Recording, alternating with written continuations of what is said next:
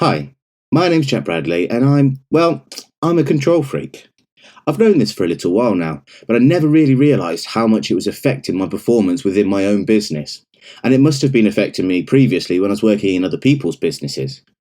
I worked for a web design agency in the UK, and even though I had a team of 15 people, I wanted to check that every task had been done right. It had been done to my standards. And if, like me, you've ever said the words, "I'll do it myself because then I know it's been done right," well, that's the problem. You're the bottleneck. I was the bottleneck. And we really need to find a solution to this problem. The company can't grow. You can't grow. You won't have any free time. So, this is the Control Freak's Guide to Delegating.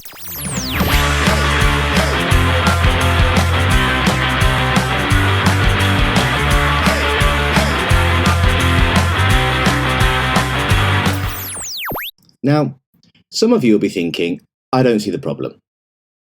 You've worked with this a long time, you're team leaders, and you're probably very good at delegating tasks. You get the work back, it's to a certain standard, and you're very happy with that. A lot of times this happens when you're working as a manager, but you're working with people who can do tasks that maybe aren't in your own skill set. The problem comes when you can do the tasks yourself, and there's a very particular way you like to do them. So to give this a little bit of context, let's think about if you were working in a restaurant or a bar. You have to deliver the products at the same standard with the same recipes every single time. A customer wouldn't be happy if they received a cocktail with one recipe one day and they came back and really enjoyed it and tried to have it the next day and it was a different recipe. These are the kind of standards we're talking about. It's not that my way is the best and your way isn't. It's the fact that we have to deliver the same outcomes every single time we do a task. And the fact that one team member has done it and another one hasn't shouldn't have any effect on the outcome. As a business, as a team, even just working within an office, you have to know that when a task is done, it will be done to the same standard in the same way every single time. It can be as simple as setting up a new email. It can be as simple as setting up a new Excel file. Every single time, you should know what the outcome is before that task is started. Okay, I know what you're thinking. It's what everyone thinks at this stage in the presentation. When does the robot army arrive? Let's all just be robots. We don't have any individualism anymore. Let's just work as robots in the workplace. And that's not quite what we're saying here. It may seem that way, but hopefully by the end of the presentation you'll see that there is room for creativity in this whole process. What we're looking for is a set of steps that you can follow to reach the end goal at the right standard. And this leads us to something that really isn't new and is used in a lot of businesses. It's called standard operating procedures. You've probably come across standard operating procedures before, especially if you're working in a corporate environment. A lot of businesses use them and they're very standard. But what I found was that I set up micro standard operating procedures. This allowed me to complete tasks that I do on a daily basis, maybe on a weekly basis, or at the beginning of onboarding a new client. If I take a client on board for web design, there's certain information that I must have before I can start the project. If I don't gather that information, I can't start, and then the project goes wrong. There's delays, there's problems. Generally, it leads to... Or it can be something as simple as planning a weekly meeting. Whether the meeting's in person or through Zoom, you'll need certain things available during that meeting. What are you going to discuss? Has everyone been invited? Has the meeting been set up? If it's in a meeting room, has the meeting room been set up? It's fine if you know what to do. Maybe you do it week in, week out, and you know exactly how to do it. But that one week where you're not available to do it and someone else has to set up the meeting, that's when problems start to arise. And if you don't have those procedures set in place, then it can... So that's the why. But now let's look at the how. How do we go about putting these procedures in place so that we can delegate these tasks to someone else? We don't always have to be the person to perform these tasks. And the whole idea of this is that we will be able to hand these tasks over to somebody else and they'll perform them in exactly the same way. Okay, let's look at a real world example. This is the client onboarding board that we have saved in Trello. It saves as a template, and every time a new client comes on board, we create a new board from that template. We'll look into how to do that a little bit later on and how to really set this process up. But this is a standard operating procedure for having a client come on board. We found which of these tasks were repeatable. Every single time, without fail, we would need to ask for this information. We've got internal meetings that we have to arrange, external meetings that we have to arrange, and a series of emails that need to be sent to the client so that we can collect all the information we need to start building the website. We start the board off with a guide. The template guide here says, to best use this template, follow the email sequence, and when asked, refer to the cards in the other columns, which means you will follow through all of the emails, and on those email templates it says, please refer to another column. An example, as it says here, is the questionnaire email. This requires tasks from the questionnaire brief column. Once the task is complete, please mark this with the green completed label and assign the date to the card. When we assign the date, we tick it off straight away and we know on what date that email has been sent. So if we ever have to go back and look for those emails, they're there. If you need to use any of the extra resources for the client communication, please mark these in green completed label and assign a date for the sending of those as well. So we have extra information available here, how the website works, why we use WordPress, what the timescales are and why they are those timescales, and other services that we have available. We also keep a communication guide and Zoom logins there. We have a company Zoom which we use to create all of the meetings, so the logins are there so that anyone can log in and create those meetings and send to everyone that needs to be involved. In the communication guide, it says, when communicating with clients, it is expected that emails are answered within an hour of being received. This is an expectation during the normal working day. Nobody likes waiting for a reply. We try to keep up to date and answer as many emails as we can so that nobody's ever waiting. It's nothing more frustrating than when you're waiting for an email to be replied to. And then we have notes. We try to follow up any phone calls with emails to confirm it in writing. Try not to communicate via WhatsApp, or if we do, try and confirm it via email. Do not edit the emails. They're set up with a certain process behind them. Add human conversation around prepared text. We are not robots. Be friendly around the text provided. So the text provided is a template, but we expect everyone to be able to fill in certain things. Any notable events going on? Is it a holiday? Do you have anything in common that was mentioned in the meetings that you can talk about? Don't just send the standard email. Build a relationship from the moment that we start sending these emails. When we come across to the emails, we can see any arranged meetings and presentations. These are all put in here. And it says within this section, if you need to create any meetings, the emails to be invited to these meetings are mine, my business partners, and then the client email. This is an example meeting that's been created. So a meeting for the 10th of August at 11 AM. Zoom meeting's been created. We can save that. I've been invited, my business partner's been invited, and so has the client. We could even put in some activity in the comments saying, this will be to discuss the upcoming project. We just correct the spelling and save. There we can see that what the meeting will all be about. Once this meeting is completed, you can delete, hide the checked items, but generally we leave them so we know which meetings we've done. The email sequence will always be the same. We take a client on board for web design, we send a welcome email. This in here has the template ready. I've taken the end bit off because I don't want to give away all the information, but the green label for completed, and it says when that was sent. So that was sent in the future, tomorrow. The questionnaire email, this says use the collect brief cards for a questionnaire. And there's also hi client name, please find attached your web design brief questionnaire. This will help us to better understand your expectations for the new website and what it will look to achieve for your business. We have a contract email, a process email which explains the process of the web design, logo and assets gathering email that will also refer to the assets column, and a timescale email.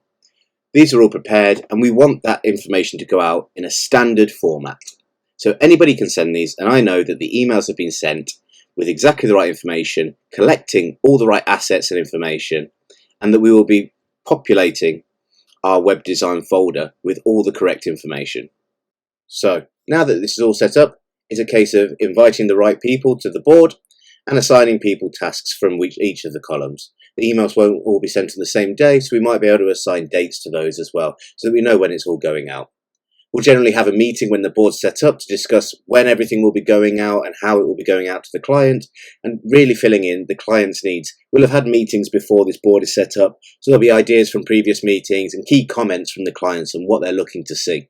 We try and leave as much notable information in here as possible, and then we start taking it out and populating our Dropbox folders and using Asana for the whole project planning in general. So this is all well and good, but how do you set it up for yourself? How do you make sure that you've got your templates ready, that you know what tasks you're going to do this for, and how do you really get going with these Trello boards? That's what we're going to have a look at next. There's several key questions that we need to ask ourselves. These questions will help us to realise whether we can really produce these standard operating procedures, or whether we need to go back and learn a little bit more about how we're doing the processes. The first question is this task repeatable? Can we repeat this over and over? It may be a weekly task, it may be a monthly task, it may be something that only comes around once a year, but that you need to have the procedures ready for. The second question, does it need my unique knowledge? If it needs your unique knowledge and you have to be involved in the process, then it's probably not something that can be handed off to someone else. You might be able to do it in a way where they have to come to you at certain points for that knowledge, but it becomes a lot more difficult and kind of defeats the object. The last and probably the most important question is, do I know this task well enough? Now this is really important, because if you don't know your task well enough, then you can't go step by step through it and lay it out for someone else to do.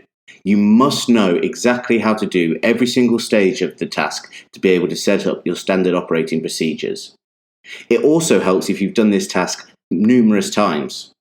If you've done it a lot, then you know it really well, and you've tried different ways of doing it. If you've tried different ways, then that means you've tried the bad ways as well. So when someone comes to you and says, what about if we tried this? You will have a reason why it's not that. Or maybe you've never thought of that way, and maybe you can try and incorporate their new way into your procedures. These are all things we'll look at as we move forward. Excellent. So we're ready to dive into Trello and start creating our board. Well, not quite. This is the point where I like to get a piece of paper and some sticky notes and start really planning out how the process works. I like to write each step on a separate sticky note and then put it onto the piece of paper. This is my favourite way because steps can be moved around, and maybe you do things at the same time so they're not separate steps. Once we have this all in place, it's time to jump into Trello. But for now, let's do a simple version of creating a meeting.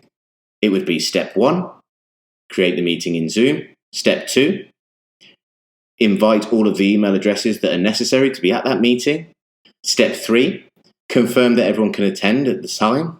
Step 4, launch the meeting and be present, taking the minutes or maybe just taking some notes. Step 5, send an email after the meeting to make sure everyone has the notes and they know exactly what was discussed during that time. Now this is a very simplified version and you probably wouldn't need a step-by-step process for doing this. But we can start to see how important it becomes to know every single step and what is involved with each of those steps. We're going to carry this example through into the Trello board now, and we're going to start building it out.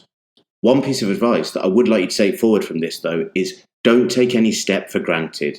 Something that you think is really obvious probably isn't very obvious to someone else, so document every single step. It sounds ridiculous to say that you must attend the meeting, but if you don't put it in, you can guarantee that somebody won't. Okay, that's enough looking at the theory behind it. Let's see it in action. We've got our planning done, we've got our steps, we've asked ourselves the questions. Let's see how it looks in Trello. If we come up to boards and then create a new board, we can create our example board to follow on from the notes we've just created. If we call this example, we'll put it in our workspace of presentation, and let's just go for the standard blue for now. We create that board. And here we are presented with a blank board. I mean, nothing fills me with more fear than seeing a blank board. It's so hard to get over those first hurdles and really work out what you're going to be doing. This is why we're going to try and work this out a little bit from our planning from before and see what we could put in here. So if we're doing a process of setting up a meeting as we were before, I like to have 2 main columns. There may be more in bigger processes, but I don't think we'll need them for this. The first one is useful information. This is down as miscellaneous extras on the other board, but it can be called several things. But useful information or extras is a good one to go. We'll add this list and we'll add a card. So straight away, we're going to need the Zoom logins. You may know them, they may be saved on your computer, but someone else may not have them, especially if they're new starting in the company. We'll also need the email addresses to be added. So these are the email addresses that will be invited to every single meeting that's necessary, especially if it's a repeating meeting with the same people. So we'll add that card. And then finally, as there's not much else going on the board, we'll just leave one for notes. It might be that there's been issues with logging into Zoom. It might be that there's something maybe better in the procedure that can be brought in. This is all added into the notes section and checked. Our next list, well, this will be our process. So we have our steps. We can add this list. And as we had originally, we can go for step 1. We can create the meeting. Step 2, invite. Let's correct that typing. Invite email addresses to the meeting. Step 3 was confirmation of attendance.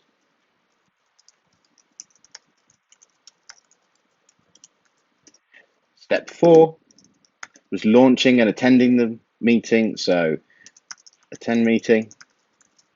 And then step 5 is when we go back and do the summary and deliver the notes. So we'll just say summary email. So within each of these cards, we'll definitely have extra steps that need to be done. This is the overall process, but within Create Meeting, we'll need to know what the Zoom logins are. So we would leave a description maybe of see Zoom logins card, but we can take this one step further. If we go to attachments and Trello, we can see that we have different cards in here that we can select. So Zoom logins would be one that we could select. There we go. And that is added. And what that will do, if we click on it, is take us straight to the Zoom logins and useful information. Let's fill those in now. It would be example and password. So we can save those and they're always saved. We can see that they've now appeared in the Zoom logins over here. And if we go into create the meeting, there are the Zoom logins. We can click on this and it takes us straight to it. Other information we might need, for example, would be the time of the meeting. So the meeting must be after 10. A few notes in there to make sure that anyone who's making this meeting doesn't make any mistakes. On bigger processes, we would have checklists, we have other attachments and templates, but we'll be having a look at templates in a little while. If we come down to the second step, invite the email addresses. We've learned the trick for this. We can go to attachment, Trello, and then look for email addresses. We can add those without a problem and then leave instructions.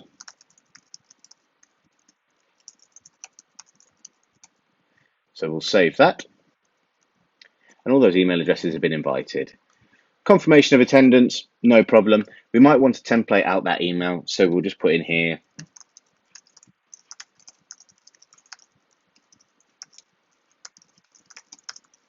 there we go. The template would be saved. All they would need to do is copy and paste that into their email and send that off, just confirming that you would like to attend the meeting or that you will be attending the meeting. We can save that. Attend the meeting itself probably doesn't need any extra steps.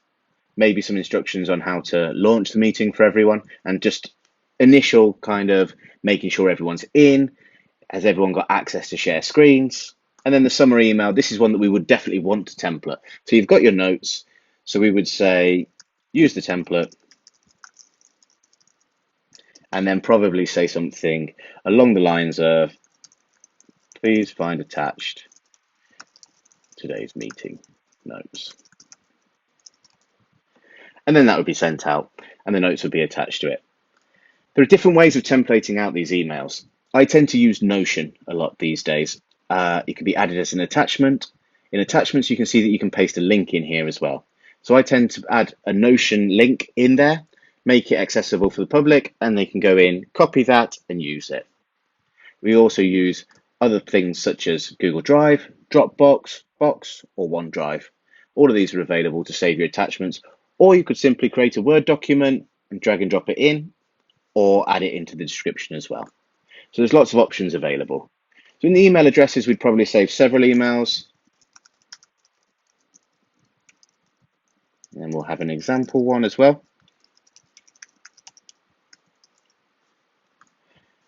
There we go. And then in notes, you may want to leave some instructions.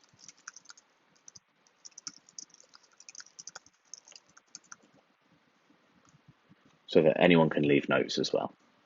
There's lots of options available with this. We can leave comments below in the activity, particularly when you're creating much bigger processes, or if there's several steps that are involved within one step, then people can leave notes about what's been done, what hasn't been done. We can add labels for how important it is. For example, if this was extremely important, we could add a red label to it and say that that's important. We could even change the text of this. So we could say it's important and save that. So then you can see that's important. And you would know anything with a red marker was really important to go back and review.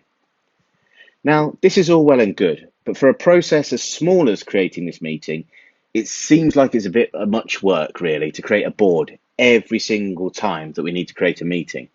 So the second way that I like to do things for much smaller processes is to just create template cards. So if we go into another list, and we'll call this Create Meeting, you may have one board that has all of these micro standard operating procedures on it. And then if we create that list, we can create a card within it. Let's call this Meeting Creation. We can set this up, add a description,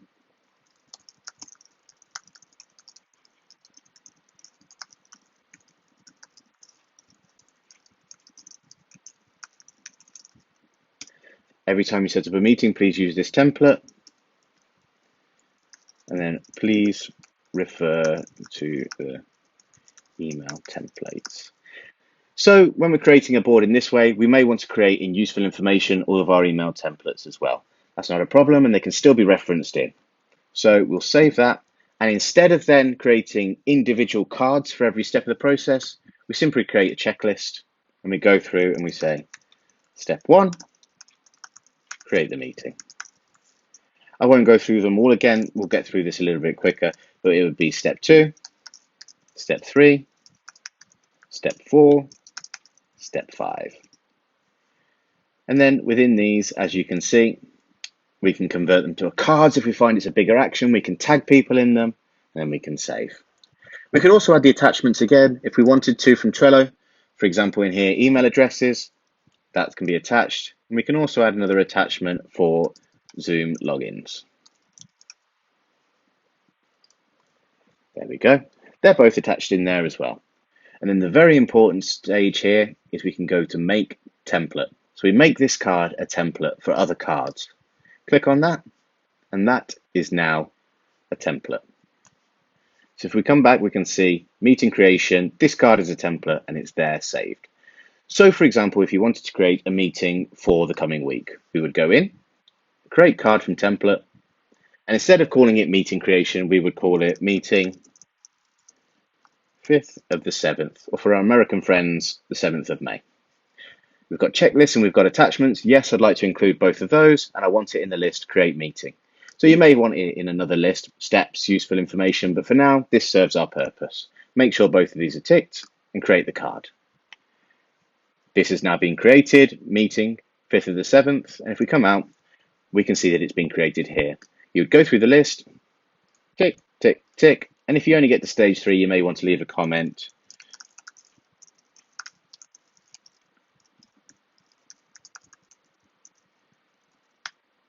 So the first 3 steps have been completed on the 4th of the 7th. Save that. All been done, no problems. We can easily track what's been done in creating the meeting. Maybe we're waiting to hear back that everyone who's been invited has accepted, and then we're waiting to launch. Once we launch the meeting, we can tick that off. And then step 5, the summary email, once that's been sent, we can tick that off too.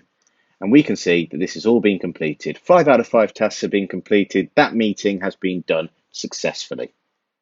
So that is how I, as a control freak, learn to delegate tasks. I still have to have enough control that I know things are being done, and I know things are being done in the way that they should be for the company. But it's a way I found that I didn't have to be involved in every single task. It was pulling me in too many different directions, and I just couldn't get anything done. But what's important to note here is that there's a very fine line between a control freak that can delegate and a toxic environment. Once you have the basis of these processes in place, it's very important that you also give room for a little bit of creativity and a little bit of personality as well. When we did our onboarding processes, you could see that personality was encouraged. Talk a little bit about the weather. If you know what the weather's like, if there's certain holidays coming up, you should encourage those things to go into different emails. It's not about being strict and rigid. It's about knowing that every step of the way, the important parts have been done. My final note on this Control Freak's Guide to Delegating is that you don't take this as an instructional guide to Trello. There's much better guides out there for Trello. What this is teaching you how to use tools that you have readily available, and most of them are free, and you can use them to put these processes and standard operating procedures in place so that you can let go a little bit more. It's very important that you learn to let go and let others do tasks for you. But it's also very important that you maintain that control and that the standards stay the same. Hopefully this has helped you as it's helped me. This is the Control Freak's Guide to Delegating. Thank you very much.